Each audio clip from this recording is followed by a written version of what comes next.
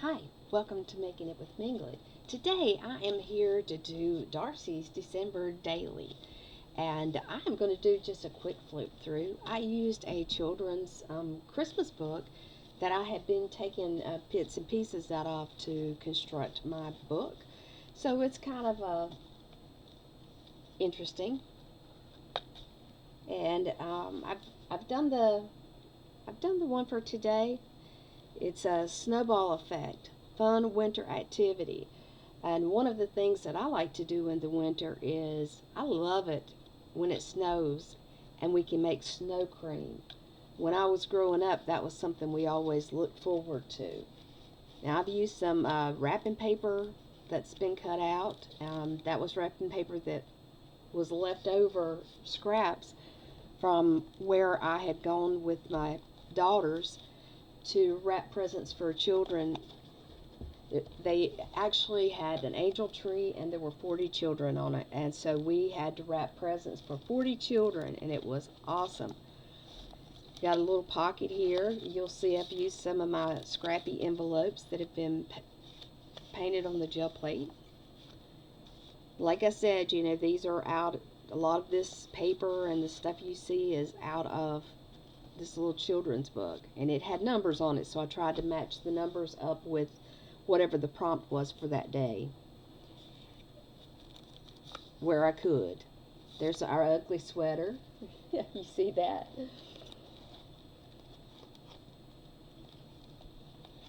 It was a big book. And I've done a little bit of decorating in it. I haven't finished it by no means. I just wanted to make sure I had it put together. And some of all the pages had beautiful colors, textures, and I used those to make the Christmas trees. The femur was from some wrapping paper. That was from some of our wrapping paper. This is the beginning of a Santa Claus gingerbread. I've got to find my googly eyes, but this was the net off of our Christmas tree. And this was a piece that my daughter had given me. And some goodies. And she cleaned out her craft stuff. Window shopping was this prompt. Very, very easy. And this one, it says, be there with bells on. And I've put all these different pieces out of the wrapping paper. This snowman was already there, and this was zebra paper that was on a background of green, and I loved it. I wrapped quite a few presents with that the other night. And this was off the wrapping paper.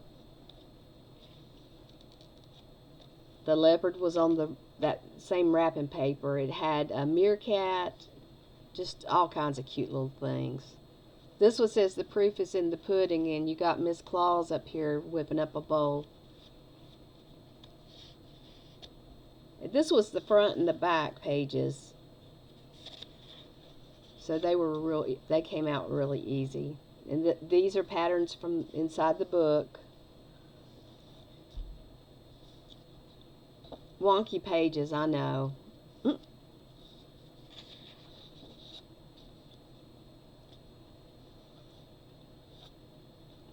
Alright, so today I am doing the day. Today is the 11th day of December, but I am doing the prompt for the 9th. Something old is new again. Traditions you started as an adult.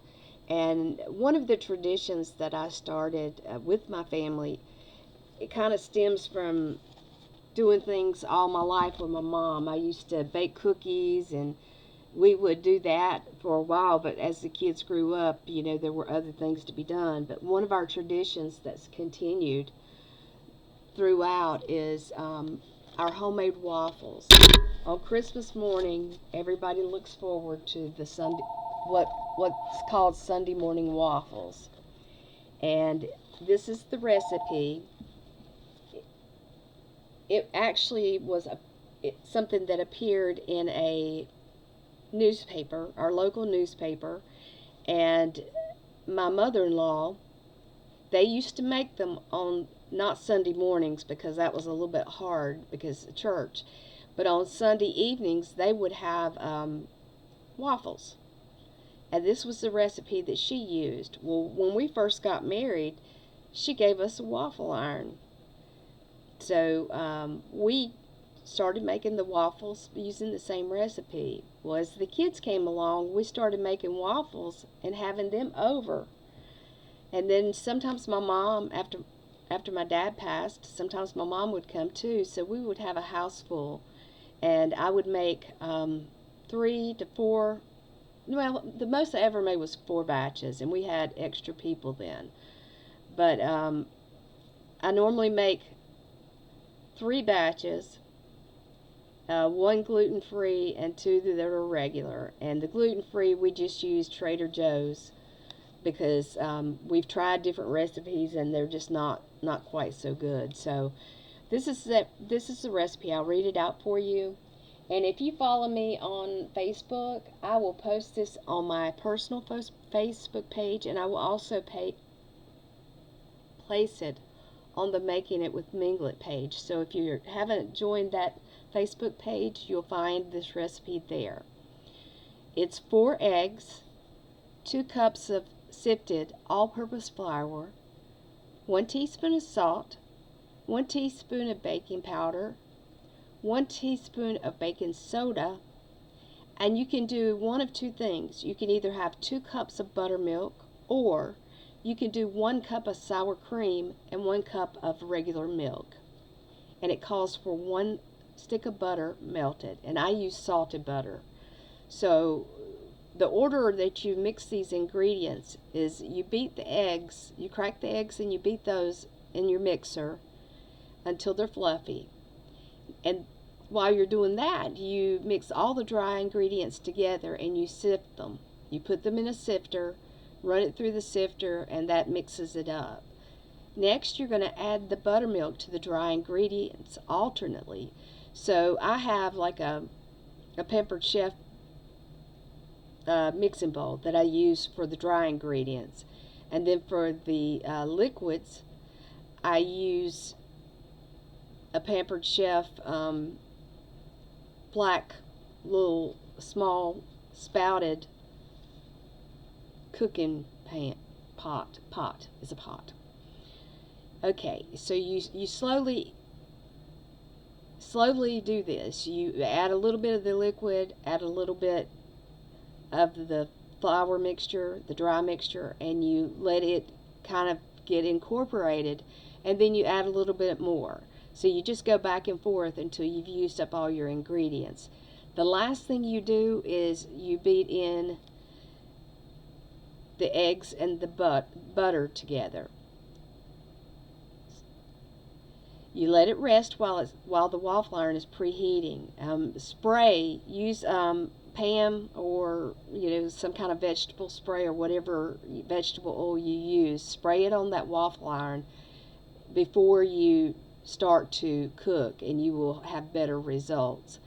Generally, most waffle irons will take 1 cup of liquid, but I do have a few that are kind of different. I have my in-laws' old one that you can only get 3/4 of a cup, and that one we have to put that one on an outlet by itself.